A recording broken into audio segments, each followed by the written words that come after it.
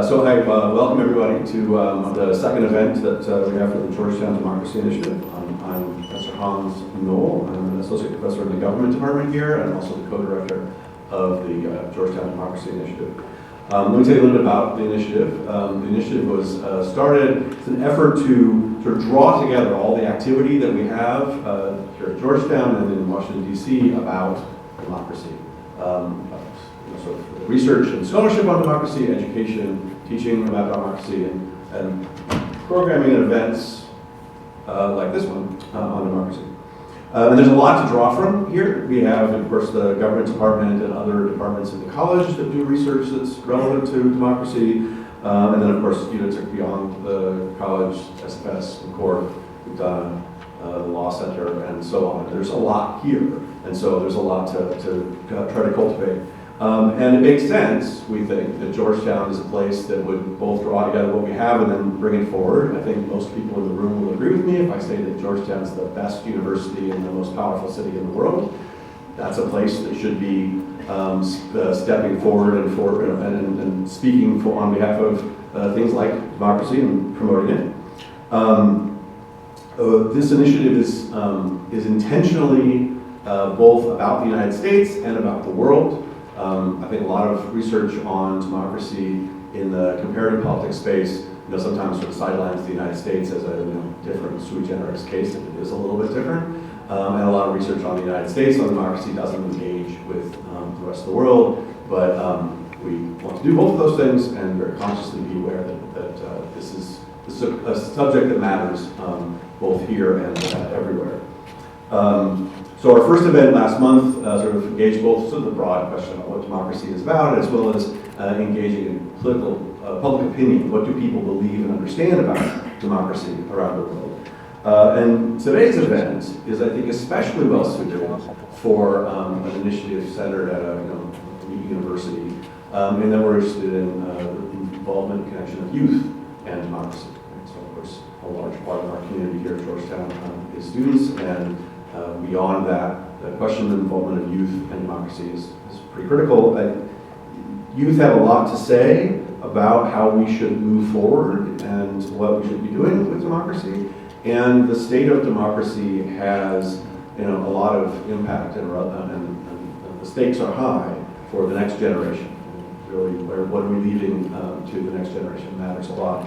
And so that's the conversation we want to have here. Let me highlight that this event is sponsored, of course, by the Georgetown Democracy Initiative, but also by the Collaborative on Global Children's Issues here at Georgetown, the Department of Government, the Georgetown Americas Initiative, or Institute, and the Center for Latin American Studies. So let me just introduce our panel, and we'll turn things over to them. So starting at the end here, Alice Taylor is an assistant research professor at the Georgetown Americas Institute. She's also has a position at the Corvell School of Global and Public Affairs at the University of Denver. At the Georgetown, her research is on the rise of youth movements in Brazil in particular, but around the world, and the relationship among movements, politics, and democracy. She's worked with NGOs and other international organizations in Poland. That's what she'll be speaking on that. Then next, I have here Sarah Slayton, who is a senior fellow at the Collaborative on Global Children's Issues here at Georgetown, where she works on global youth development, youth engagement and leadership, economic inclusion and mobility, and sports-based youth development. So, interesting from there. We're interested to see where that goes. And then Sunshine Hilligas is a professor of political science and public policy at Duke University, where she's also the director of the Initiative on Survey Methodology and co-director of the Polarization Lab. She's also a principal investigator for the American National Election Studies. But for our purposes today, she's the co-author of Making Young Voters, Converting Civic Attitudes into Civic Action, which is forthcoming from Cambridge University Press. Leading our discussion will be Diana Kapczewski, who is also associate professor in government, director of the Center for Latin American Studies, and the co-director of the Georgetown Democracy Initiative. So I'll turn things over to Diana and join you in the audience to soak in what we're about to hear. Great. Thanks very much, Hans, and thank you to everybody for joining us today. This moment, as Hans was saying, is really one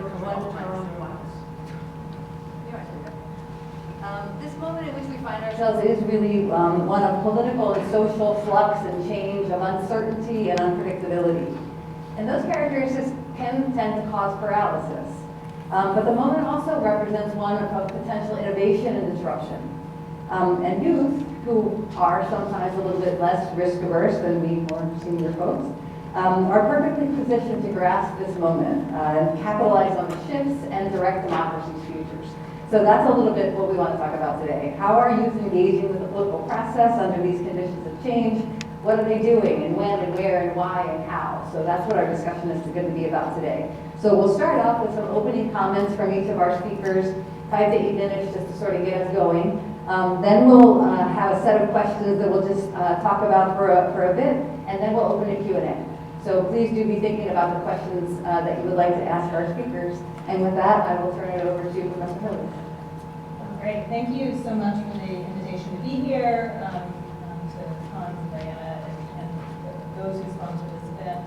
I'm happy to talk about the role of young people in democracy. I'm going to focus on American democracy, and I'm going to narrow it further and really focus on youth turnout. With only 5 to 8 minutes to offer remarks, I figure it's probably easiest to organize with 3 points that I'll try and take home messages that I'll try and make. The first is that there is a massive gap in turnout between young and old voters, and it matters. So in the last presidential election, young people, about 50% of them turned out to vote, which actually historically is not so shabby. But more than 75% of those over the age of 60 voted. So if you look in midterm elections, the gap is twice that. So in the last midterm election, 26% of 18 to 29-year-olds voted. So 2/3 of young people stayed at home. So that matters to public policy, that matters to who is elected, it matters, right? It is why, Social Security is a third rail of politics and not education spending.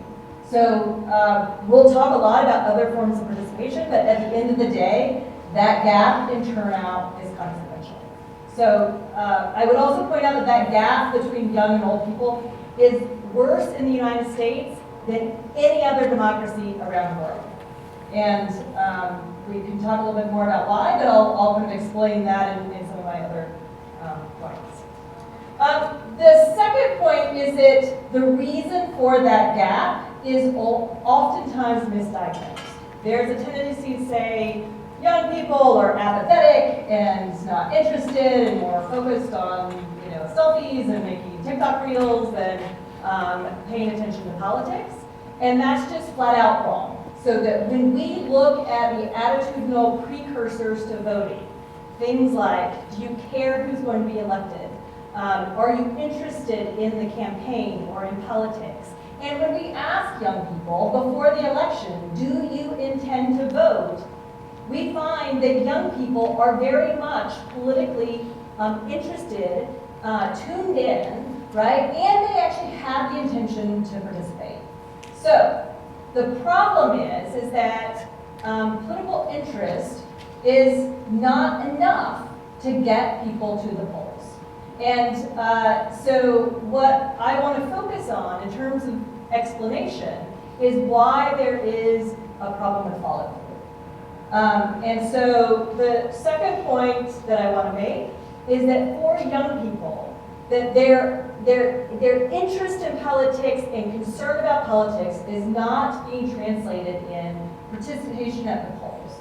Part of that is about their stage in life, right? When you are, twice as likely to be moving locations, right? That makes it more complicated to register to vote. I suspect Georgetown students know very well if you ask, one roommate what they need to do to cast an absentee ballot, it's going to be different from the person down the hall, right? Because the rules of the game differ across states.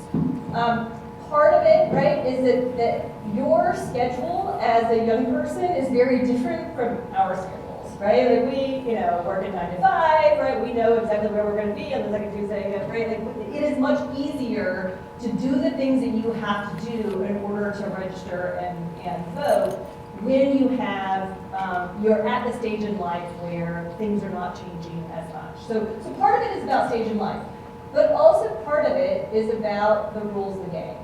The rules that govern when, how you register to vote and you participate. So the election administration rules. So when do you need to register? How can you register? What do you need to bring when you show up at the polls or you put your ballot into the mail? Are all things that create larger barriers for young people who are interested and intend to vote compared to other people. And there's a whole bunch of literature on this that oftentimes is saying like, okay, well, you make it a little bit easier to vote. And it doesn't have as much of an impact as you might expect if you, have same-day registration. But when you look at young people, the effect is actually much more significant. So in states where it is easier to participate, young people have higher rates of participation. Okay, so rather than get into any empirical evidence, let me just give you a couple of examples of the type of barriers that I'm talking about, because those who are settled in have been registered to vote at the same location for the last 20 years, right? Like you forget, is it actually hard to register to vote? But consider if you are a new college student moving from out of state and you move to Texas. So you're starting school in August, right? And in Texas, you have to be registered 30 days in advance before voting. You're not allowed to register to vote online. You're not allowed to use a student ID.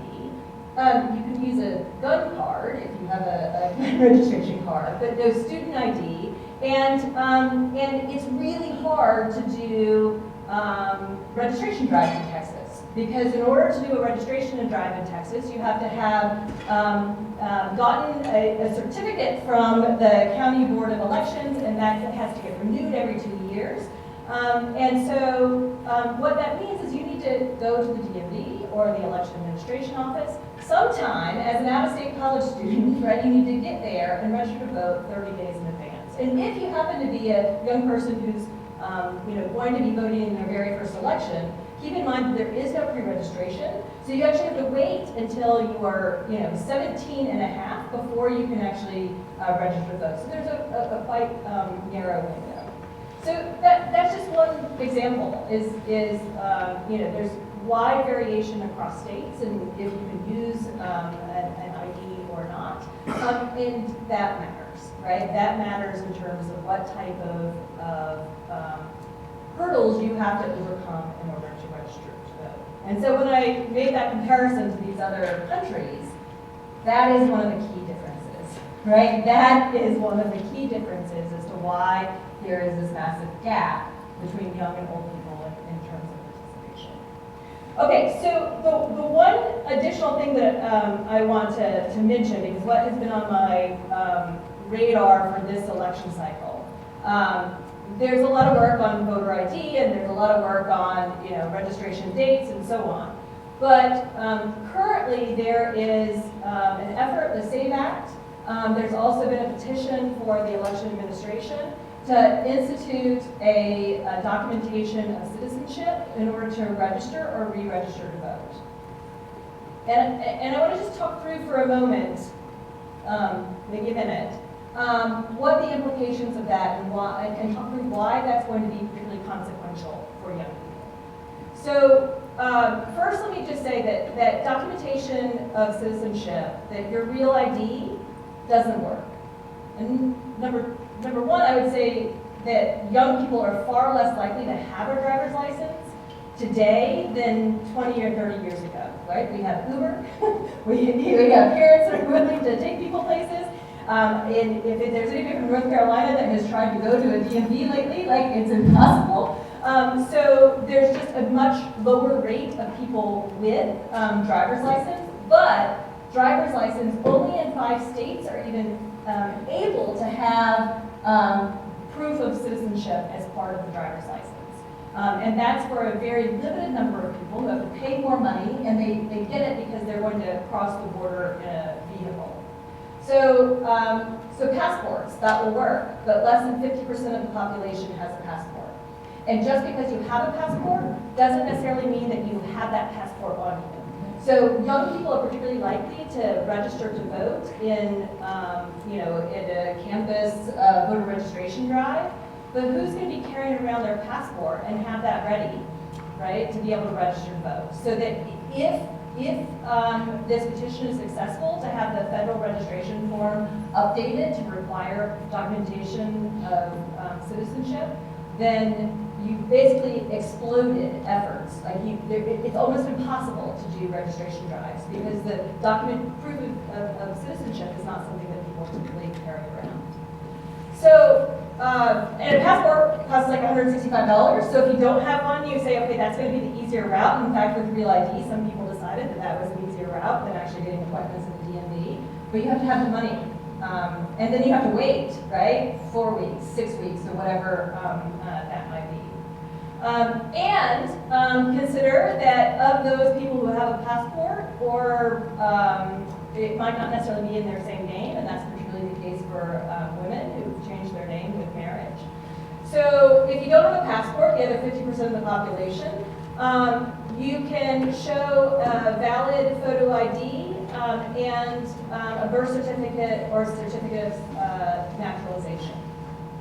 My guess is that many of the college students in the room didn't bring your birth certificate with you to college, right? My guess is that some of the older people in the room might not remember exactly where your birth certificate is.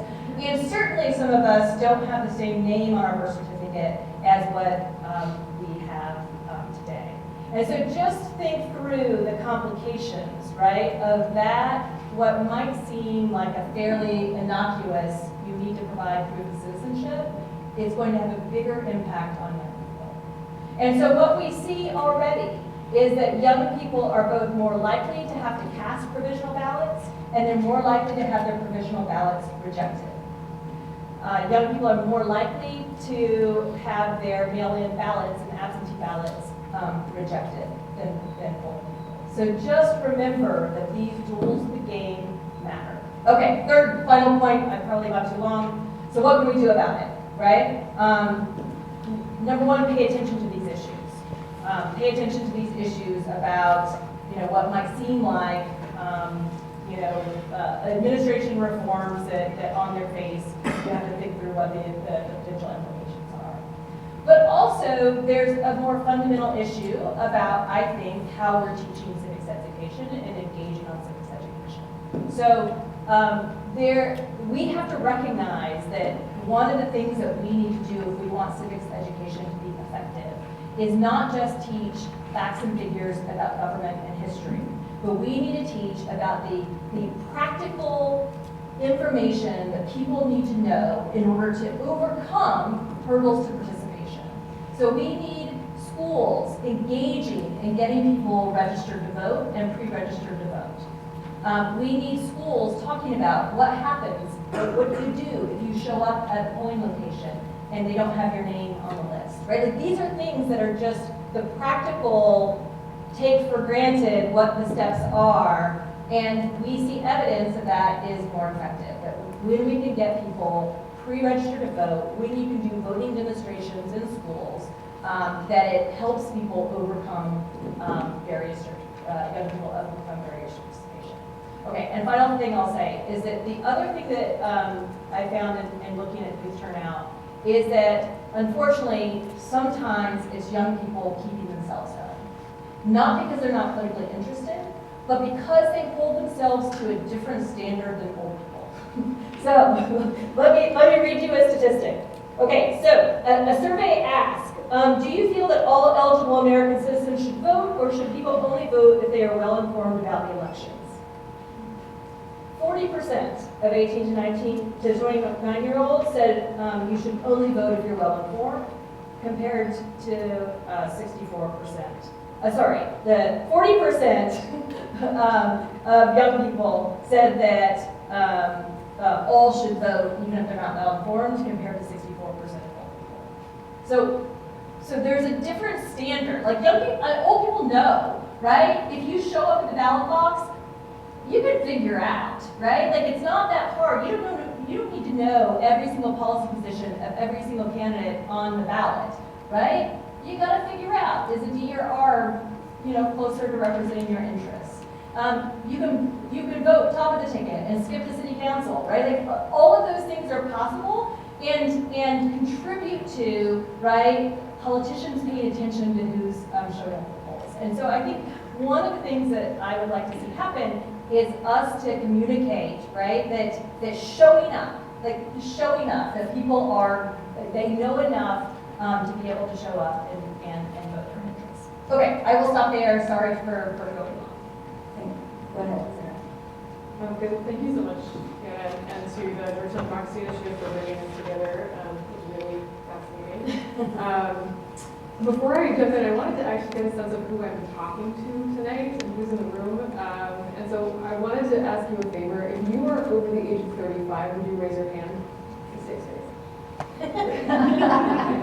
If you're under 35, if you're a student, raise your hand.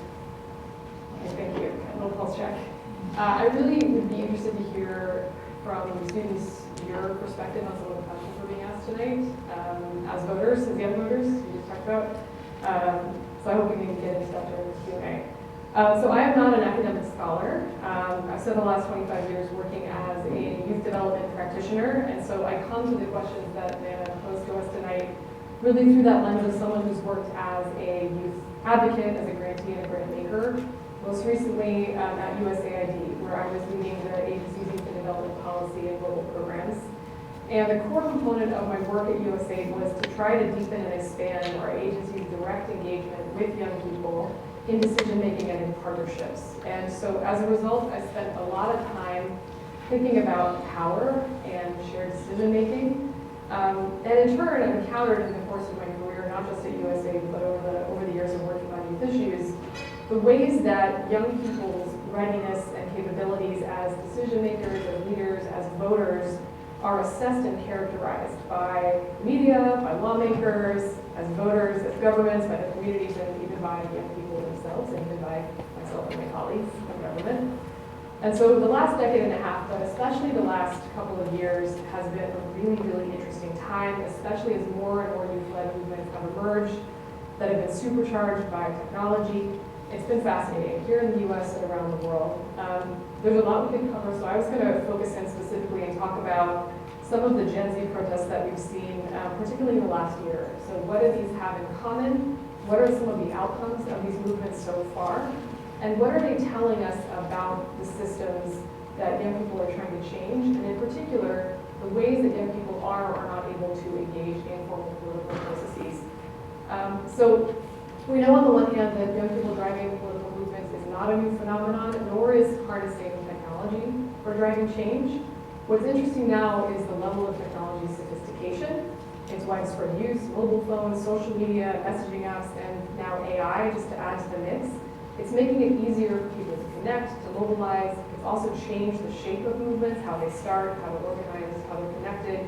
And I think really interestingly, the way that they have brokered a sense of solidarity among protesters across borders. So maybe that's the upside of technology. I think also notable and newer is the global scale and impact of what's being called the Gen Z protests in the past few years, and especially the past year. So we've seen youth-led movements emerge in countries like Kenya, Indonesia, the Philippines, Nepal, Peru, Morocco, and Madagascar. I don't know, are you guys following these protests? Great. So the root causes, the political context of these movements, and the outcomes of these youth-led movements, they vary widely, but they do have some things in common. A lot of outlets have covered in particular the way that these movements are influenced by one another, the way that they're all initiated by young people who are adept at using technology to organize. I think one New York Times article referred to this as the contagious Gen Z uprisings. But what else? What else is similar across these different types of movements? There was a really interesting analysis done by the Atlantic Council's Will Mortensen recently that offered a bit more granular insight into the ways that these movements are similar. And he used the Freedom and Prosperity Index to analyze data and found that in these 7 countries, they also have the following in common.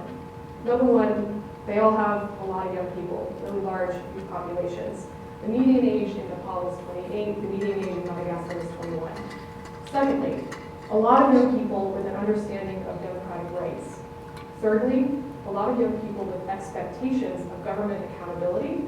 And fourth, legitimate grievances related to the lack of government service provision, right? So these are the things that were emerging across very different contexts, very different movements. So for example, in Kenya, protests emerged about rising prices, about youth unemployment, about corruption. They emerged after the president introduced a new tax hike in 2024.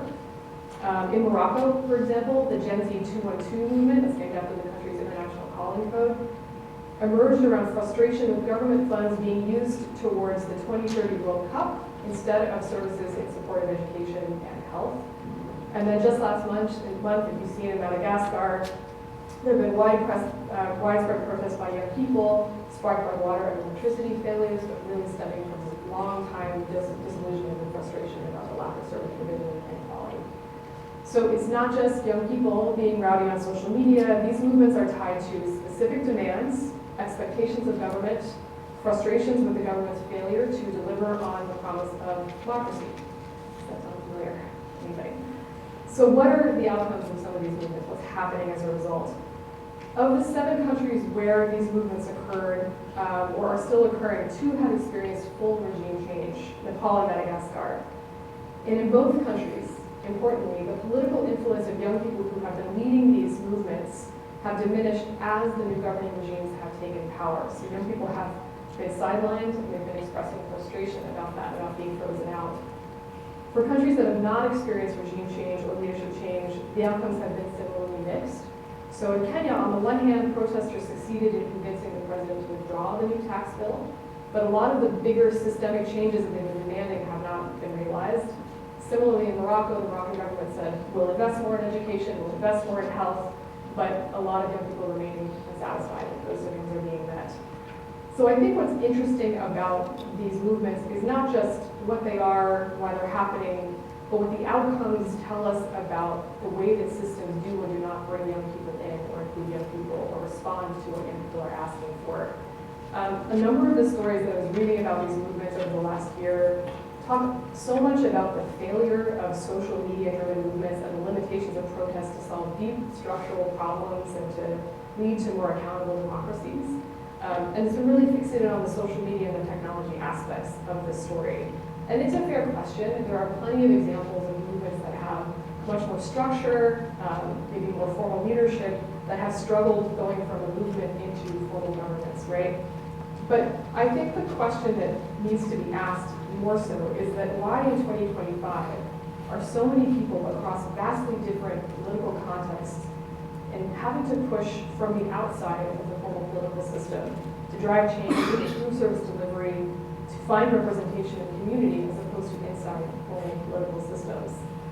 In the US, we talked a little bit about this, there's a lot of conversation around the generational divide in politics.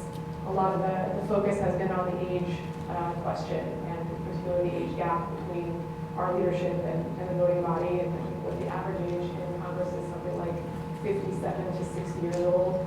Globally, the average age of parliamentarians is 53, despite half the world's population being under the age of 30. So yeah, age is a definite factor.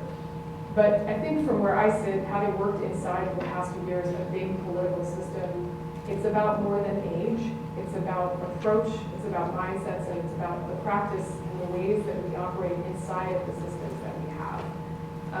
I can just share my perspective as someone who worked inside an agency that was pro-youth. It was a friendly environment. We were one of the only US agencies that had a youth policy in all of government. And it was still incredibly hard to push the agenda on youth engagement, even in a willing agency, because of the systems we have in place, because of the mindsets, because of the incentives, because of questions around risk and the ways of doing business. So even in an environment where there was a willingness and eagerness to reach more young people to work more directly, it was incredibly hard to move the needle forward and to see change and progress. I think we made some progress, but that's inside a system that is wanting to engage with people. So I think more broadly, the questions are, what are we not asking about transformational change and conversation when it comes to young people. There's a lot of emphasis on tactics, on age, et cetera, and all of that matters. But the questions that I've been reflecting on coming out of government are things like intergenerational engagement, mentorship, moral leadership, and community. By intergenerational engagement, I mean purposeful coming together of young people and adults around common problems and questions. It means recognizing there's mutual wisdom to be shared and learning from one another. It means doing more to set young people up for success as opposed to waiting for them to fail and then saying, see, social media movements, we told you. And it's about readying the room. There was a lot of effort on engaging young people and bringing them to the table. You see this language in the UN, you saw it at USAID. But what we were seeing often was when young people showed up into those spaces, we were not ready to receive them, and oftentimes those spaces were not particularly accessible or friendly or easy to navigate. We spent a lot of time at USAID building a new training for our staff on youth engagement to try to ready that space. But I don't see enough of that happening across the board in our political body. And that brings to mentorship. I heard a really great interview with Maxwell Frost just the other day, who was talking about when he first joined the House of Representatives as his youngest member. One of his first experiences was President Obama reaching out to him and sitting down with him and a number of other young lawmakers to talk about what to expect and thinking about leadership. He talked about the mentorship he received from Bernie Sanders. Unfortunately, it sounds like that's the exception, not the rule, in a lot of traditional structures and in politics in particular. On moral leadership and on community in particular, it's worth noting that a lot of the governments that have been toppled lately, Nepal, Madagascar, were once themselves started by youth-led movements. And so it raises the question of when we stop learning how to bring the next generation up behind us, why we're resistant to passing the baton and sharing power. And I would think that one change in our system would need to be that from the outset, looking for every opportunity we can to coach, to mentor, to open up more access and pathways. And you talked about the granular barriers that can become really big really quickly, paying attention to those barriers all along the way to bring young people along. And then the last thing around community, I know some of you were going to talk about Mamdani's election and some of that, but on the topic of technology and social media, it's proven itself to be a double-edged sword. On the one hand, I talked about the ways that it's created a sense of solidarity across borders and it's connected people, and that's very, very exciting. But it has also driven a sense of loneliness and a removal of our experience being with people and experiencing friction and disagreement. One of the biggest issues and I think keys to our ability to change our systems is going to rely on our ability to connect and communicate effectively with one another through disagreement. And I worry that as we retreat more into social media and into online spaces, we're losing our ability to actually practice that, to build those skills. That's a key part of political participation. So when you think about the opportunities and the spaces that we try to cultivate with and for young people in politics, this attention to community, to communicating through difference and through conflict is going to be really key. But it's something that I feel like we've moved further and further away from. So I'm going to stop there. I know this is not a deep dive into scholarly research on current democratic movements, but really just a perspective of someone who has worked inside of government. I think trying to valiantly advance youth engagement, but also observe a lot of the habits and shortfalls that we tend to fall into again and again as adults when it comes to engaging with people. So thank you so much to Diana and Hans and the Georgetown Democracy Initiative. It's such a pleasure to be here tonight and talk about this topic that I think is so important. And like Sarah said, I really appreciate your remarks both years. I'd love to hear from more students and from all of you as we engage in the Q&A. So I think what we have in common is really, what you all know too, that youth aren't necessarily disengaged in politics or disinterested in civics and politics. And I appreciate that we come from different perspectives and understanding how and why and some of the nuances and complexities about youth civic and political participation. I come to this conversation as a researcher that draws from political sociology, from education research. I'm primarily an ethnographer, which means I'm really interested in kind of the more micro sort of lived experiences and thinking about youth and their political subjectivities and experiences. And the first point I kind of want to make about that is how we can unpack and really constantly talk about youth in very heterogeneous ways. So which youth are we talking about where, in which cohorts? So 15 to 16-year-old youth, very different from 24, 25, 26, 27-year-old youth, as you all know too. And how can we move past kind of romanticized or these risk and deficit approaches that youth studies has inherited in kind of a tradition of kind of casting youth as apolitical or pre-political or as digital natives and all of these kind of these labels that we tend to put on them. I also come to this conversation as an organizer and an activist and was involved in the largest student strike in U.S. political history at UC Berkeley a number of years ago. And that and my experience doing research and living in Brazil, I think really also shaped my my approach and my thinking about young people and kind of always needing to navigate my own sort of political work with kind of standing in solidarity with them as I do ethnographic work, which has involved everything from sitting at election tables with them to going on to strikes and marches to all kinds of political events to which they've invited me. So I want to expand a bit on what Sarah began talking about with the landscape of youth-led movements and youth activism today. I think she gave a really important sort of landscape of the Gen Z, sort of the contagion of Gen Z protests across the world that you've been reading about in recent news. And I want to highlight three other kind of very recent developments. I think the biggest instance that we've read about and that there's sort of very recent scholarship about is the Palestine Solidarity Campus, in which 120 campuses nationwide participated or engaged in some forms of encampments.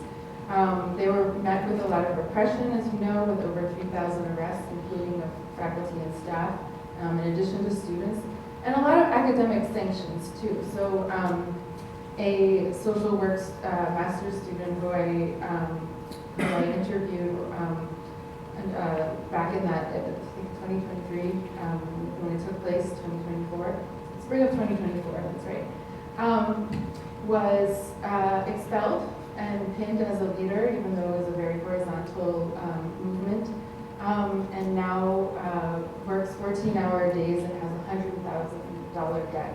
So those are the messages that we're sending to young activists.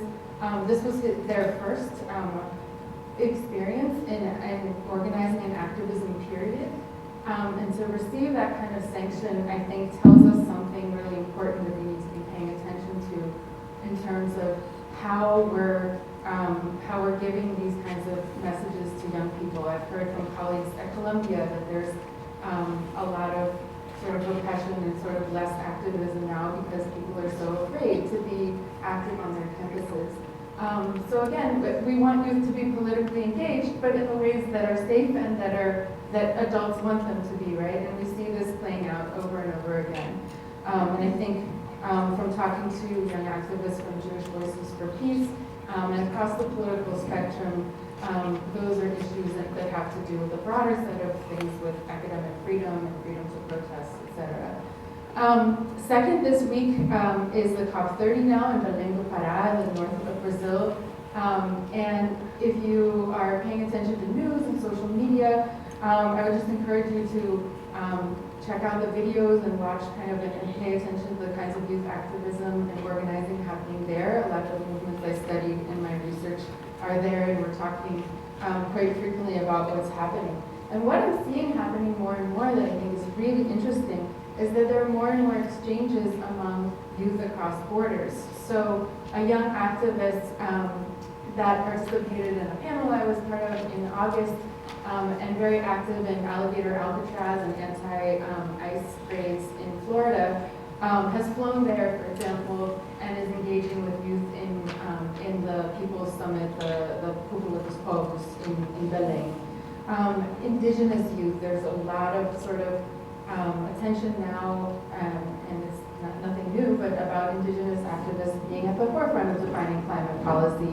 So there's sort of a new set of more visible indigenous youth activists who have these influencer type profiles, and I'll talk about that in a minute more now with social media, but who have been having for a number of years an influence or an effect on sort of the discourses and on setting some of the agendas for political participation in the climate movement. Third, and we can discuss this in more detail, but I want to raise the historic sort of election win of Zoran Mandani's campaign because I've been writing about this for a short piece recently, and I've been learning a lot from youth who are part of Students for Zoran, and especially who have been organizing as part of the campaign. If we just start with the numbers, 90,000 volunteers, right? 90,000 volunteers, everyone's kind of blown away by these numbers. At one point, a colleague of mine tried to participate, and they said, oh, we're at 50,000 and we're kind of at capacity, but please check back with us soon. And, so figuring out everything from phone banking to knocking on doors to at campuses themselves, how young people are able to not only work with the staffers that are placed there, but take a lot of the campaigns into their own hands and organize their peers, and that's what started to happen a lot. And the reason I bring this up is because I think it raises some critical questions from our panel. So I think the campaign is credited as having, won the youth and the black vote, and among other sectors of the 5 boroughs of New York. But I want to emphasize too how youth drove essential aspects of the campaign too. Regardless of your political affiliation, I think there are a lot of sort of lessons that speak to some of the questions and comments that have been raised so far. The first, I think, is that elections are absolutely essential, casting votes, but I think sometimes we think of it a bit narrowly. So casting a vote is part of a much broader process, and we saw this with the Mamdani campaign, but it's certainly not exclusive to his campaign. I think it's kind of an entry point to thinking about broad-based movement-style campaigns. And so why I think that's important is behind sort of like casting a vote, from what I've heard from youth who have been organizing in campaigns and canvassing in the US and Brazil and other settings, is that not only will they sort of cast a vote, that becomes kind of a byproduct when they also are engaged from the start, from months ago, from even weeks ago. They'll canvass, they'll work for politicians, they'll show up in all these ways, they'll get their peers and neighbors to do it, and they'll do it early, right? They'll get huge numbers of volunteers and canvassers out there. And my research in Brazil shows a typology, not a 2x2, but it's like a 2x8 maybe ways. Of all these ways, I found that young activists get involved in politics and civics beyond voting, including in, I followed young activists who were kind of at the later stages of their youth movement, so they had been involved since massive 2013 protests in Brazil, for example, for over 10 years. And we're running entire campaigns on WhatsApp, for example.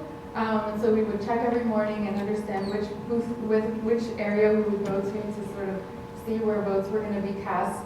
And this was essential because a lot of working class, black, queer, indigenous, and favela and sort of like informal settlement candidates who were running didn't have huge budgets. And so to have youth from movements who were willing and able to work for their campaigns was a huge sort of game changer in allowing certain politicians to be, certain candidates to even be able to run for office in the first place. So I'm really interested in this idea, it's not new, but of the sort of, what I'm calling kind of thinking about as like a movement effect. And a young activist really, I think, said it well as he came and talked to my social movement class a couple years ago. And he said, well, I won't use the exact language he used, but he said, showing up for an action, holding a clipboard, you don't feel good about it, and then you never hear from anyone again, and you go home. Why would you want to come back? Why would you want to come back? Why would you even want to vote? It's boring. It's not engaging. You don't feel valued. You feel kind of used in the process. And so this sort of movement effect means organizing between elections. It means building relationships and kind of taking seriously the social part of activism, which I think you refer to some as sort of non-cognitive skills, Sunshine, but that goes hand in hand with the political part. So of course you'll want to come if you go, and people that you've met and that are waiting for you there will come, and that you're excited about it. And in terms of sort of the question of why they're engaged or disengaged, one thing the Mamdani campaign I think showed, and from youth I'm talking with, and others as well, other campaigns of course as well, is that youth get excited about somebody who represents them, whose politics they can be excited about, not just because of their age, but about policies they can get behind. One example an organizer told me about was, hey, I participated in the Palestine Solidarity Encampment. I got to understand sort of activism and global politics through that. And then I found a candidate who is vocal about the genocide happening in Palestine. And so that really spoke to me. Billionaire-funded campaigns are not something that I can relate to. I don't understand that. It doesn't resonate with my reality, right? And again, I think something that was really essential to this, and a point that that I can't emphasize enough, even though it seems sort of perhaps obvious, is that campaigns that engage youth, from what I understand, don't talk to them in condescending ways. They don't instrumentalize them. They don't ask them just to hold a clipboard. They don't ask them to just show up. They engage them as part of a movement, to be behind something that's bigger than them and that they can get excited about. Not for this election, but for the 50,000 people plus who have applied to work, for example, for Mamdani's office, and all the people who are continuing, young people, adults, old people, who are continuing to be part of a movement. Thursday of last week, a broader coalition called Our Time was developed that encompasses some of the organizers who identify as democratic socialists, but also across a wider political spectrum. So I'll just end up there, and we can talk more about maybe social media and some of the other aspects that you mentioned. Great, awesome, thank you very much. Well, let's just have a look around. So I'm going to ask just a couple questions, and the first one I'm going to sort of take us up to a lofty level that floats above some of the really important practicalities that you talked about. And the question comes from a recent national survey in the U.S. of Americans that revealed that young people believe really strongly in the principles of democracy. They believe in democracy as a political system, but simultaneously they lack confidence in democracy, how it actually functions. So what is it meeting their needs? Is it meeting their expectations? It leaves them kind of disengaged and frustrated. So my first question is sort of, what do we make of that bifurcated view? How do we make sense of that? Is there some way to address it? Is it even a problem that needs to be addressed? What are its implications? And is this, I doubt it, something that is just in the United States, or is this something that you've also seen or heard or thought about in other parts of the world? So whoever wants to offer. Limited to young people? Probably not. I think this is a general sense, right? I mean, on both sides of the aisle, of the frustration with the outputs of U.S. democracy. Again, on every side, there's frustration. Yeah. I think young people certainly are seeing it maybe more striking because it is the only thing they have seen. Is a very dysfunctional, gridlocked Congress. Actually, gridlock would be great, right? Because that means that they would actually be in the same room.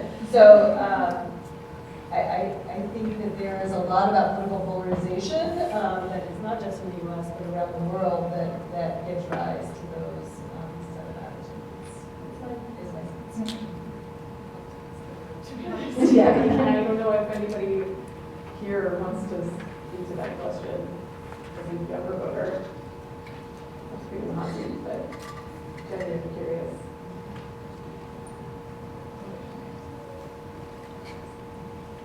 We can go back around. Yeah. But I mean, yeah, I think you said it, but and the protests that we're seeing around the world, it's not the lack of engagement in the issues, it's actually very specific naming of a lack of service delivery and an expectation that government follow through. But, you know, the pathways into being part of the system, lawmaking, you know, decision making, those are not open. I think again and again, we see numerous barriers and obstacles to not just accessing those spaces, but also the ways that those spaces are highly protected. And that's true here, as much in the US as anywhere else. And, you know, we're having a heated debate inside of both parties right now about, you know, you know, wait your turn, now is our time, tension around leadership, and whether it's, you know, we need to change the party. And so these are live conversations, but I think those can exist side by side as still having a high expectation of service delivery and expecting more performance. Those two things can be true at once. Yeah, exactly, and I think that's the question is, apparently whatever failures people, and yet this survey suggests that young people had an even higher view that democracy was failing or failing them than other people did. But yet it hasn't diminished at all their belief in democracy as a political system. And perhaps we've had less time for it to diminish their view of democracy as a system, but it doesn't seem to be chinking away at that. And so it's an interesting, but I think the question is how can you simultaneously hold in your head, and many of us do, this idea that democracy is failing and it is still, I still value it as a political system. And it seems to be something across the generations and across geography. It's terrible, but compared to the alternatives. Great. Okay, so that a little bit picked up on something that Sarah had said. Now I want to a little bit pick up on something that Sunshine said, which is, again, in the same survey, Americans revealed that youth with lower levels of civic engagement, as well as some other characteristics, tended to be more skeptical of democracy and more supportive of authoritarianism as an alternative. But civics and the importance and the practice of civic engagement can ostensibly be taught or encouraged in secondary schools and universities. So what role, if any, do educational institutions have in shaping youth views or their practices of democracy or their political engagement? Do we have a role to play, and what might that role be? Use those specifically, some of the tactical pieces of this. Yeah, I think a very big role. And I think one of the things that I found so encouraging is that there is bipartisan support for civic education. And so it has been something that there is enthusiasm on both sides of the aisle for, I think, correcting, right? I mean, the No Child Left Behind era, you know, everything is tested, right? Like, I think there's recognition that that there has been this focus on science and math and reading, sometimes at the expense of civics. And what I think is important is for us to have a conversation, though, about what do we mean by that, right? And that's where I don't want it to be translated into AP Gov tests, right? Like AP Gov tests are like the worst, right? Like that is not teaching people how to engage in democracy, right? And so, you know, it does, though, sometimes give me hope, right? That there is this opportunity for collaboration among Democrats and Republicans for thinking about the role of education. That said, it is harder than ever in part because teachers are fearful, right? They're really fearful about how they navigate, right?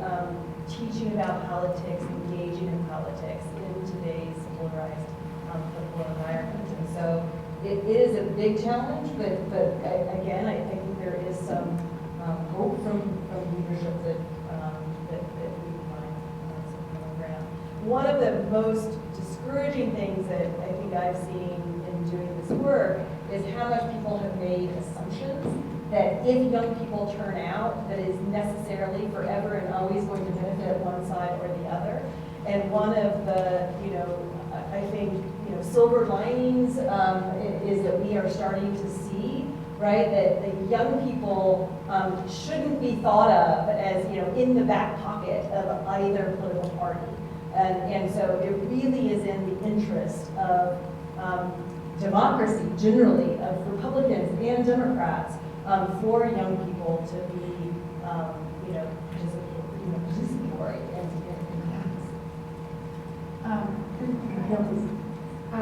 I'll just mention two things. I've been thinking about civic and political education a lot lately, and there's just this influx of kind of renewed calls to reimagine it, rethink it. The National Academy of Education came out with a report in 2021 about civic reasoning and discourse.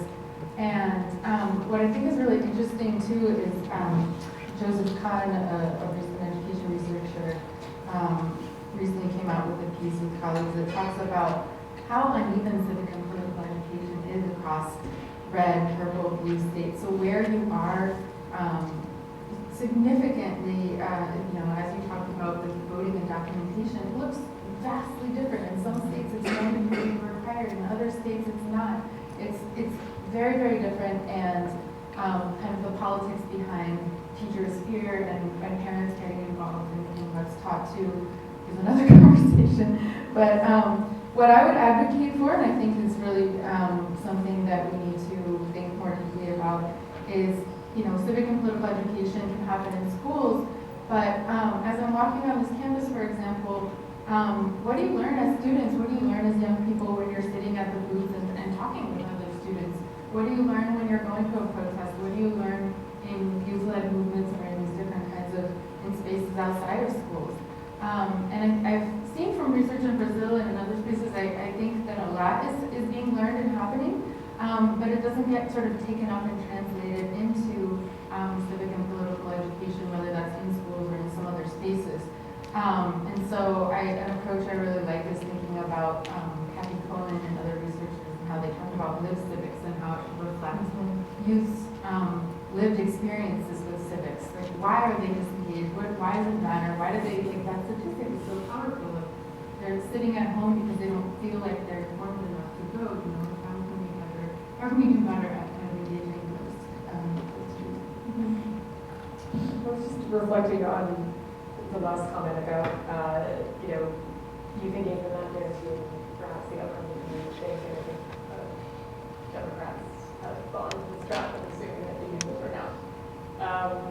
And I was reflecting on the past year, and when I was going through the experience of my agency being shut down by DOJ, I kept thinking, wow, they really nailed youth engagement. They did a pretty good job of youth outreach. And I think it really speaks to this point that youth engagement for one end doesn't necessarily guarantee you might imagine that it is the first step, but it's not the last step. If the other side is civic education, going beyond the classroom and having that experience of experiential learning, there's a lot that I think we could be doing around service and volunteerism that we don't do nationally as much, but that provides a huge amount of learning space for people to experience in real granular ways what it means to be engaged in civic action and service, and to experience different kinds of communities. In my own experience, my parents are from South Africa, and so I grew up traveling between a Quaker school in North Carolina, it's the first integrated school in the state, to apartheid era South Africa every summer. And what I remember from that time was my parents using it as a very intentional teaching tool. Spending time with my grandmother, who was a member of the Black Thatch, anti-apartheid movement. So it was a learning classroom, it was a living classroom. And to the sort of question around like young people who may be like, authoritarian doesn't sound so bad. When you experience it or you see it up close, in my case it was seeing the impact of what a racial strategy looks like in action, the impacts of that, the generational consequences of that. I took that back home with me. But it also allowed me to look at the West in a different kind of lens and recognize that what seems like a far away symptom of other countries is actually playing out right here at home. I think there's a lot of value in those lived experiences and those opportunities for people. I think the issue often is access and reflecting on the foreign service. There were a lot of efforts to diversify our workforce, but realistically it's a very hard space to break into if you don't have money for a free internship, or you don't have access to opportunities to travel, or you don't have a passport. So again, I think the recurring theme over and over is this question of access and exposure and experience. And we continue to put up barriers and roadblocks for people to have that access, to have that education in a lived way.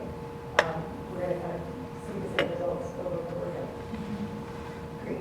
So I'm going to ask one more question in the meantime. Yeah, in the meantime, if you could go up to the microphones if you have a question, and we're going to turn right over to you. But one, maybe we'll get a lightning round. One last question is about the perhaps the elephant in the room, which is Zohran Mamdani, elected as mayor of New York. But the young vote did turn out, and it did turn out for the Democrats. So how did he capture the youth vote? Was it just his age? Was it his message? Was it both? Was it something else? And then just really quickly, have you seen these sort of generational conflicts or gerontocracies in other countries? And might this be a move in the direction of addressing that in the United States? So, quick lightning rounds, we'll just go quickly.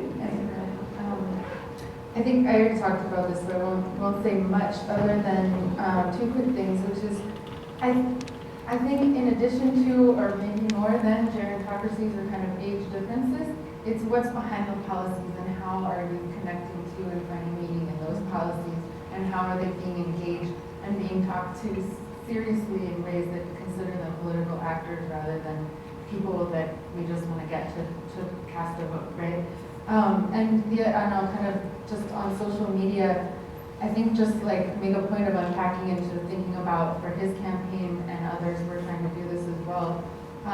But rather than kind of thinking about what does it mean to be able to become an influencer as a young person or go on social media, I don't want to romanticize, and I know all the problems and research behind all of it too, but I do think there's something important to pay attention to with being able to take part politically, to compose, to read, to analyze, to watch, and then to present and put something out there and create content and create meaning. And I think that we could say more about that, but I'll just add that as part of the mix of that. Do any of you remember the opportunity agenda from P.T. Harris's campaign? No? Exactly. It's some pretty good ideas in there, but when you're trying to communicate an idea and it's packed into this incredibly complicated policy package that you have to break apart to explain, it's hard to stick. And I think, honestly, Mamdani appealed to young people in the same ways they appealed to a lot of others, including me, which is that the message was clear and tangible, and I remembered it. And it felt genuine and authentic. I think there's some politicians wanting to reach the youth vote. It gets cringy really quickly because there's a definitely, Chuck Schumer bless his heart, swearing or joking. It doesn't land, it doesn't resonate. And I think authenticity, for the same reason it resonates with young people, will resonate with voters across the country. Yeah. Endorse that. Yeah, exactly. Everyone sees Elizabeth Warren having a beer whenever she announced. Anyway, I know. Don't remember that, but yeah. Cringe. Okay, great. So now let's hear from you. We'll just sort of alternate back and forth between the mics, and we'll start here. Hi, my name is Denise Yanovich. I'm not a student. I'm the managing director of the Georgetown Americas Institute, but I want to talk about my experience growing up in Colombia. In most of Latin America, we vote on Sundays. And it's maybe we Latin Americans just find excuses to make parties and carnivals, but it was a carnival, and so the lived experience. My parents took me to the voting booth since I can remember, and we went out, and people were waving banners for the political parties, and then we went to lunch, so it became a really festive experience. So I was wondering if there's research, one, on the influence of families and family teaching the children about the importance of voting, and two, if you do it on a Sunday or a day that people don't have to go to work, if that increases voter turnout. So that's my comment. Yes and yes. So families are the single biggest, impact on whether young people participate. And in part, I suspect there's some of the young people in this room who maybe when they filled out their forms or their, called up their parents to ask a question of what exactly do I do next? Do I have to actually get it signed by, a witness and so on? So yes, families matter a lot, and so do Sundays. And this is why there have been some push, again, on this assumption that in North Carolina, they just got rid of a lot of Sundays for early voting on the assumption that the people showing up on Sundays were benefiting one side over the other. And so, yes. First of all, I want to say thank you so much to the speakers. My name is Sebastian Ditkin. I'm at the New Alliance Institute as a student fellow. My question goes to with the Gen Z protests, and we see. So with the Gen Z protests, you see a lot of yearning for long-term change, and yes, there's been some regime changes. Now we're a few years out from Sri Lanka, Bangladesh. Now we see Nepal and Madagascar, and oftentimes these, and for the ones that succeed and the ones that fail, we might see some short-term concessions, maybe like here and there, like handouts to like console the masses, but you don't really see, I mean, for example, like Bangladesh, maybe the parties change, but there's no structural change, right? For these student protesters or people in this Gen Z protest movement around the world, do you have any advice for how to create this structural change when they've been locked out of governments, when they don't see any other avenues, especially in their context that they're living in right now? That's my question for, I guess, Sarah Austin. That's quite a question. It's a really good question. It might be the question, actually. I mean, I was reflecting on this from someone, as I said, who was sort of inside the big system and experiencing, I think, valiant efforts to, in the case of USA, bring young people in, but having not done our preparation already the room for those experiences. And so, just to give you an example, we were looking for ways to partner more with young people in decision-making at every stage of a project, from inception to design, assessment, research, to implementation, to monitoring evaluation. We were bringing young people in as advisors and into youth councils on those projects. So those were good, tangible steps we were taking. The other side of that is that you have government people who are trained to be in charge and make decisions and avoid risk. We are accountable for taxpayer dollars. We're under enormous scrutiny. And so seeding decision-making and negotiating or receiving feedback on something we think has been beautifully designed, but in fact maybe is missing the mark, or we're hearing from young people, actually this doesn't really work for me. That can be hard. That's a difficult adjustment because it requires behavior change. It requires a change in how we're used to operating. And so that's where the friction started to emerge. And so that's partly why I became so interested in how do we prepare ourselves as adults to engage and work with young people in a collaborative way? How do we get beyond sort of, having youth on panels and checking the box to actually collaborating together in a generational way? And it's not a quick change because it was both about changing the actual structures and systems we had to be able to make decisions and move resources, and it was about the mindset that we had to change for us to be able to get there. And so a lot of our work inside the agency, and actually my predecessor Mike is here too, can speak to this, but it was about kind of building a movement inside of the agency as much as it was about bringing young people in. And that meant finding other champions at every level of the agency who understood what we were trying to do, who understood why young people mattered, and coming along with us on that, in that journey, and doing that work with us. And it took contracting officers, it took the head of the agency, Samantha Power, it took, we had youth advisors, some of them are here from different regional bureaus, but it really took kind of building a movement from within, and bringing people along with us. So not just, it could be frustrating, not just going into Samantha Power's office and saying, you're not doing enough for youth, but actually saying, here's why investing and engaging with young people helps us advance the goals of this agency and makes our dollars go further. So being better advocates from within. I think that's on adults, frankly, or maybe not even adults, but people in positions of power. If you've gotten to that point, you have an obligation to do the work to make sure you're bringing young people in or people with you along the way. And that's what I was talking about when I was referring to this issue of a lack of intergenerational engagement, a lack of a culture of mentorship and support.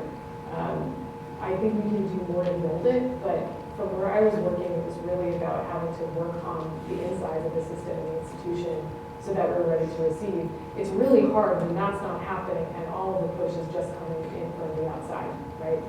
Because we're not seeing the change from inside. So I don't think it beautifully or cleanly answers your question, but I think, you know, inside of an institution like mine that was really big and really complex, it was about building this infrastructure of people, of systems and of support over a long period of time to finally get to where we're able to get with you. Thank you. Yeah, thanks for the question. Hello. My name is Ayush Gupta. I'm a junior in the college here, studying government and philosophy. And I don't know if it's more of a question, more of a statement, but I wanted to respond to when we were discussing the education piece and the impact of it. And I guess my perspective on that is more that the current modern education system, and this may be a result of the No Child Left Behind policy, but it's not about education. Learning doesn't really matter. The point of the modern education system, specifically focusing on high school and higher education, is to win, and it's a game.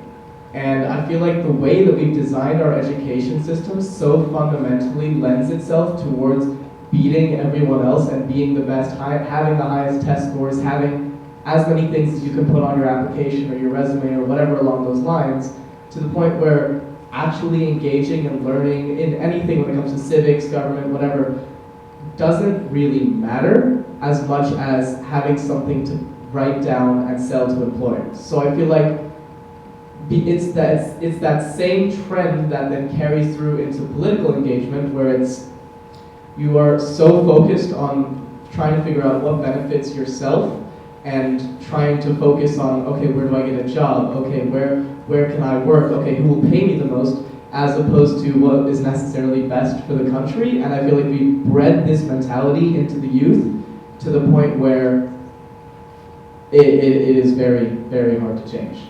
It's less of a question, more of a statement, but I'd be curious as to your thoughts.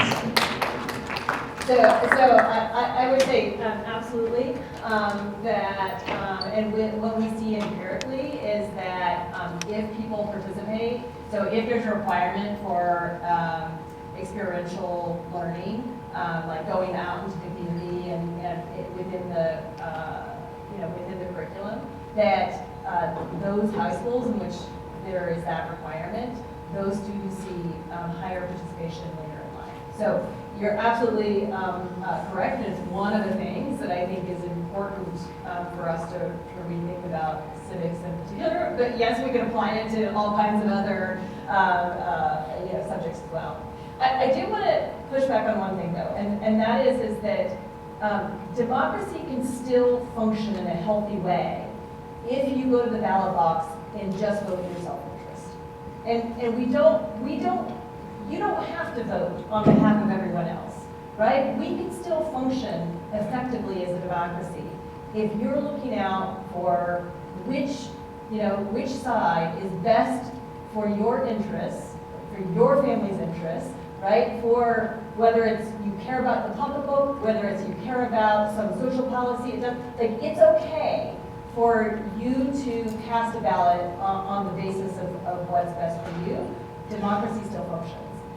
And so, there's all kinds of reasons we want people to volunteer, we want people to think socially, but democracy doesn't fall apart if not everyone is doing that.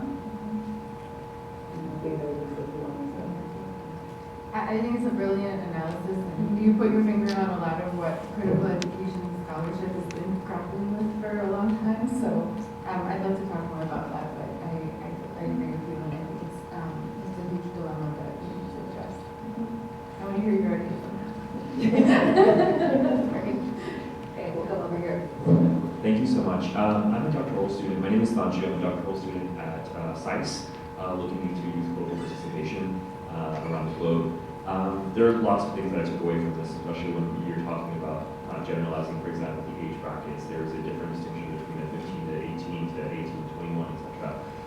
When you say this, though, especially if you've been following the news, I think everything has just been plastered with Gen Z protests, even though there are, let's say, for example, 35-year-olds that are protesting for different reasons in Nepal or And that, I guess maybe this is a personal thing, but it goes back to, for me, is the issue of the lack of research and understanding of youth issues. And as researchers who've been looking into it, and as activists and advocacy people, why is there such a lack of kind of engagement with youth and democracy in the first place? I mean, we're in the capital of think tanks and centers, and I can think of maybe one or two think tanks that are established that might talk about young people directly. People will do an event or two. And I wonder why that is, and how do you actually increase that? And I know a lot of people talk about Circle, but that's one institution, and that focuses exclusively on youth turnout at a domestic level. There are about 3 billion people under the age of 30, so what do we do about that? Oh man, I'm preaching to the choir. Yeah, it's also nodding heads across the room. I see colleagues working in think tanks and fighting that fight, and colleagues working in USAID. And it's a great question. I mean, as an advocate, there were a couple patterns that I noticed in our space. One is that it seemed as though as soon as young people turn about 15, the focus, the research, the attention kind of falls off the shelf. And I don't know if that's specific to the United States or global per se, but it's almost like we sort of say, you're an adult now, even though you're still very much not an adult. You're still developing as a young person. There's also been a lot of really great advocacy for younger children, for children in diversity in particular, that we very much need. There's been, USG-wide laws established for children, 0 to 7. So there's been, some of it I think sort of relates to like the movements behind it and the support and the attention that's been raised around children specifically for very good reasons.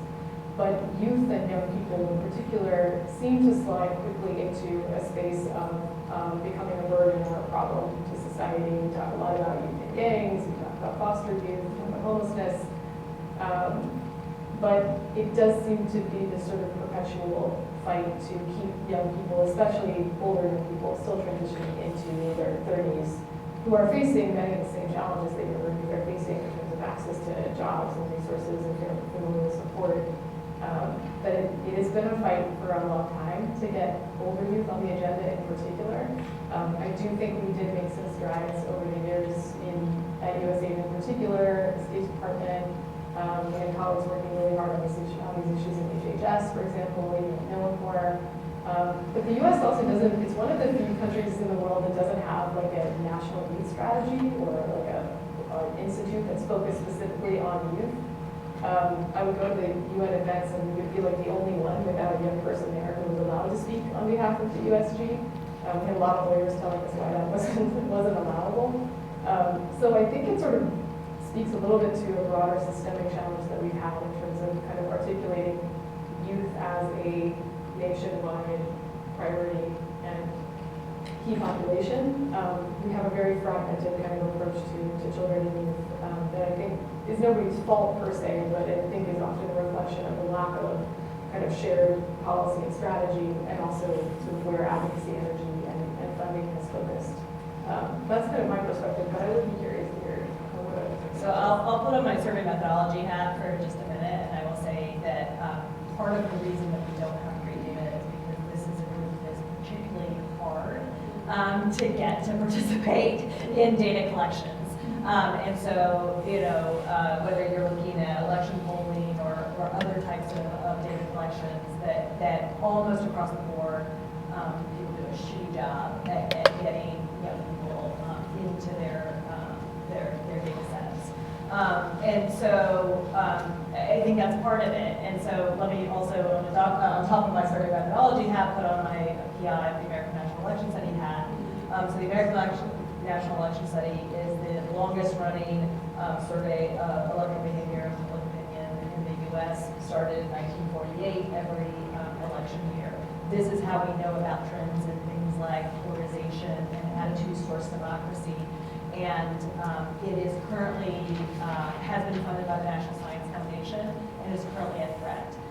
It is at risk of not receiving the funding sufficient to move forward. And one of the things that the PI team heart, because I very much care about this issue that we have wanted to do, is to focus on some political socialization. So interviewing the children in the household of our selected respondents. So, anybody has connections in this up? I have more to say, but I know we have three questions left, so let's hear from Hi, I'm Owen. I'm in 7th grade, which is middle school. Would lowering making it more accessible for younger voters, like people who can't currently vote, like 16-year-olds, and making positions in government more accessible, would that change policies and would that change turnout? So it's a great question, and there are some localities that allow 16-year-olds to participate. And yes, you can, if you get young people to participate, you can end up with different outcomes. It is also the case that the younger you go, the lower turnout gets. And so, one of the things that I think would be valuable about a slightly lower voting age is the fact that then people are casting their votes for the first time when they are in high school, in the household with their parents, in which, you're not trying to ask your roommate from a different state exactly what needs to be done, but rather, right, you're in an institutional structure that's going to help you figure out the process. And so, and we know the earlier somebody participates, the more likely it becomes a habit and it stays with them for life. So, yes, in those places where 16-year-olds are able to vote in municipal elections, those people who do participate, they vote for the rest of their lives. Great, please. Hi, my name is Jillian Olther. I'm a freshman in the College School of Studying Government, and I'm secretary for Georgetown Bipartisan Coalition. I had a question. This was already addressed earlier a little bit, but do you believe that there's a problem with apathy or apathetic feelings in youth, or is this just a phenomenon that happens every generation? And if so, why? Is it because of social media, or is it because of other reasons? I guess I'm not really seeing apathy, probably because I'm looking at this protest specifically, but I mean, even here in the U.S., I didn't see apathy among our students. I saw, you alluded to this, young people, going to college, encouraged to think critically, to engage in civic discourse, and the first experience of campus protest was, met pretty brutally. And I think globally, when you look at the specific grievances expressed by, these very different youth protest movements, they're pretty specific. And it signals an engagement with issues and expectation of government. It's hard to write it off. So I'm not really seeing that necessarily. I can understand a feeling of apathy when, again and again, you're disappointed by the lack of delivery. But I don't know. I know that there's a lot of widespread narratives about young people as anxious and lonely and isolated and apathetic and not engaging. But I feel like the evidence is sort of indicating that there's actually quite a lot of activation. It's not necessarily informal political spaces, and I think sometimes we devalue informal political participation over kind of formal processes and voting because we can measure those things. But I don't know. What do you think? Yeah, I'm not here to argue that or anything.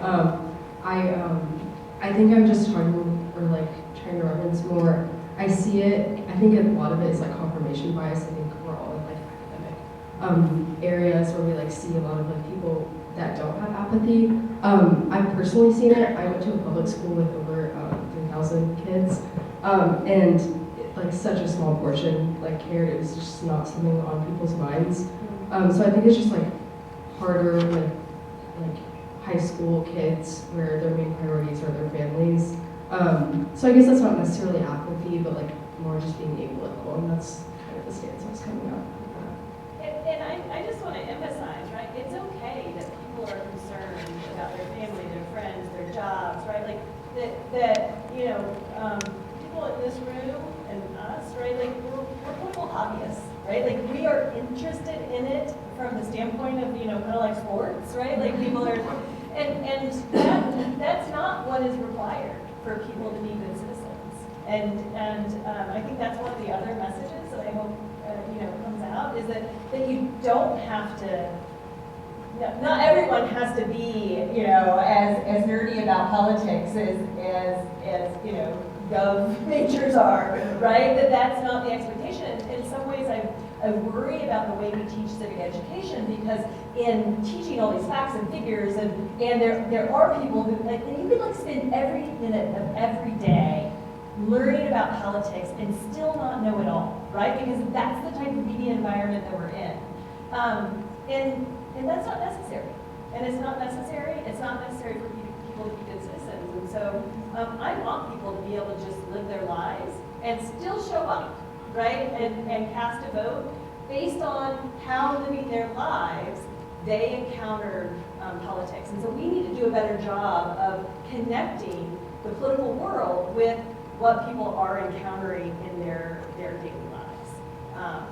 And so my guess is, right, is that, some of those people in your high school, that weren't necessarily talking about politics, they'll go on to cast a ballot, right, and be active in their communities and so on. And we need to do a better job of saying that that's okay, right? That's sufficient for democracy to thrive.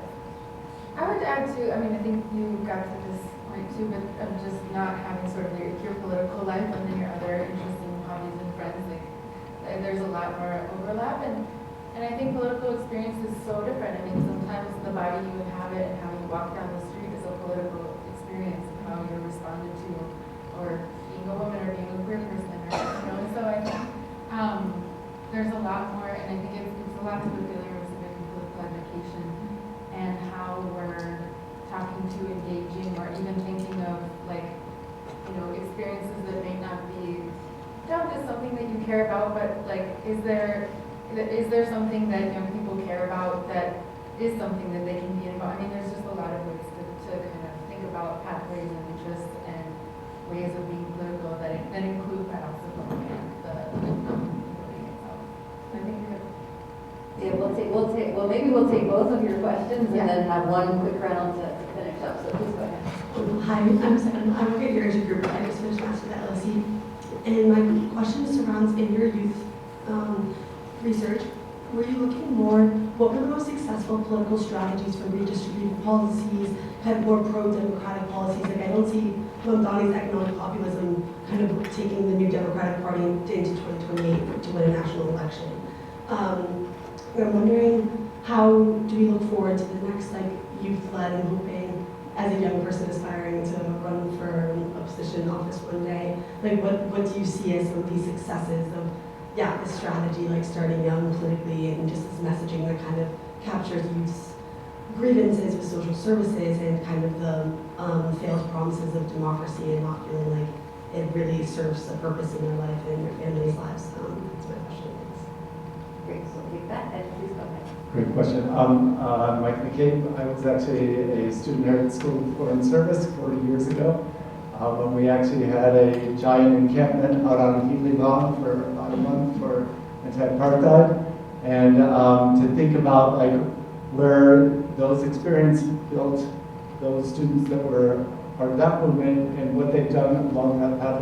The 2 points I wanted to ask you and build on actually some things you said is, I was at USAID. We talked a lot about the research on what's called the democratic dividend.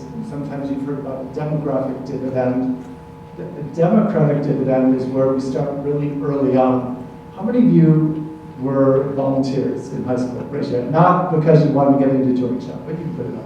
How many of you guys have voted? Right. So when you look at the numbers, those who are in the room, we have a demographic that are probably based on this concept of a democratic dividend, that the earlier you vote, and Owen, where Rowan went, there's 12 countries that actually have a voting age of 16. And for most of them, those who vote early on become more consistent voters throughout their lives. Those who actually do volunteer services, you become likely more likely to vote. So one of the things we have to think about is building the pipeline from civic education to volunteering into voting. If any of you have heard of Civic Nation, it's an ecosphere organization across the US that works on voting. It works on all sorts of different issues of civic political action. It's nonpartisan, but what it does is it's saying, what are all the different ways that you touch civic and democratic processes?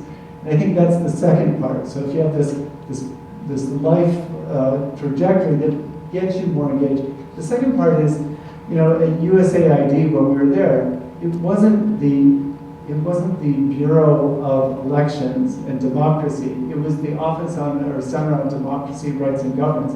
And we had 10 different pathways of taking action on democracy, whether it was what we were doing with youth on anti-corruption, with Accountability Lab, or what we were working on inclusion issues, or what we were doing on civil society and media around the world, which was transformational for how democracy happened.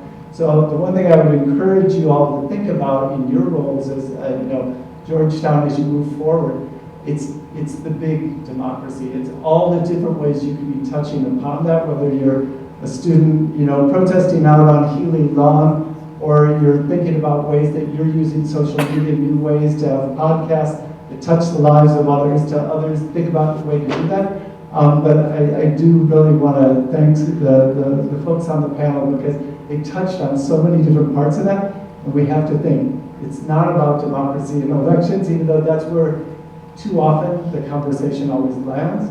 And when, the challenge that sits in front of us, whether it's with Circle, up at Tufts or others, when we see 16% of young people feeling a lack of trust in democracy right now, or 84% in other countries feeling that their representatives don't represent their views, that is a big trust issue. And the way we get to take that back is to work on lots of different ways that we touch the elephant of democracy. Thanks. Mike was working. So hang on, sorry, that's I think, go ahead. I was just going to say, I think you touched on something that we could expand upon in further conversations, which is kind of like, what do we mean by democracy? What do youth mean by democracy? And what does it mean to them? What's valuable about it to them? So a lot more to unpack there. And to your question, I mean, I think those are the big questions of sort of, where rather than kind of thinking about how to appeal to youth, that's kind of a question that a lot of politicians care about. But I think, again, how are we thinking in campaigns or about running for election in ways that listen to the young people across the spectrum and understand their lives and what they're interested in and what their frustrations and forms of apathy are and what they're looking for in politics, and kind of gauging that way rather than sort of having one strategy for it. And I think based on, that's kind of a different approach to looking at it rather than what will pass on a Democratic or a Republican sort of agenda, right? And I think that's part of where some of the frustrations with current sort of establishment of politics are, because it's sort of about appealing to sort of people guessing what might appeal to that rather than trying to match and understand a constituency and how they might vote and what they're looking for in politics. But those are just some thoughts. But yeah. So I would just add that what we're all looking for, regardless of whether you have a D or R or an I or S now next to your name, is everyone is looking for that candidate that is looking for common ground, that is going to inspire, that is not looking to only serve a narrow little group, right? And I know that's really hard to believe because of the headlines that we see. But it turns out, right, the media are incentivized to focus on a particular set of headlines. The pollsters are incentivized to report, one subset of the survey findings. And yet, you know, when people talk about like, oh, there's apathy, I think really there's frustration, right? There's a lot of frustration. It's not that people don't care. And of course, there are people who don't care. Don't let me, like, of course there are people that don't care. But it's really that, people want to find someone who is working on their behalf for common sense, right? And everyone is looking around right now and saying, like, this is like not common sense. Like, it's not common sense. And so, look for opportunities for, to those things that are going to appeal, on which people have agreement, right? And that would be my advice. You don't need No, I mean, I think what's interesting about this room is that there's people here who are thinking about running for office, who are engaged in doctoral research on youth engagement and protest, who are just here asking questions about what's going on for elections right now, and I think you're going to explain it.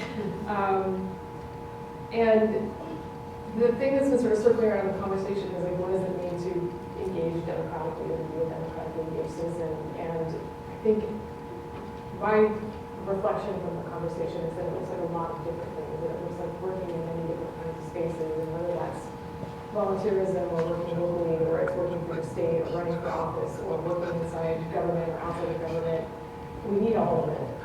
And I think in particular, the question earlier about the challenge of trying to change systems from the outside, we need people working across lines to change systems. That's the only way that it's going to work, and that's about broad coalition building.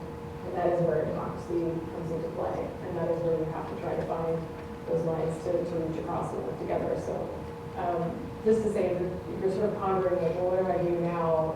It's well beyond the ballot box. It's really about the ways that you show up in different parts of your life and the kinds of work that you do.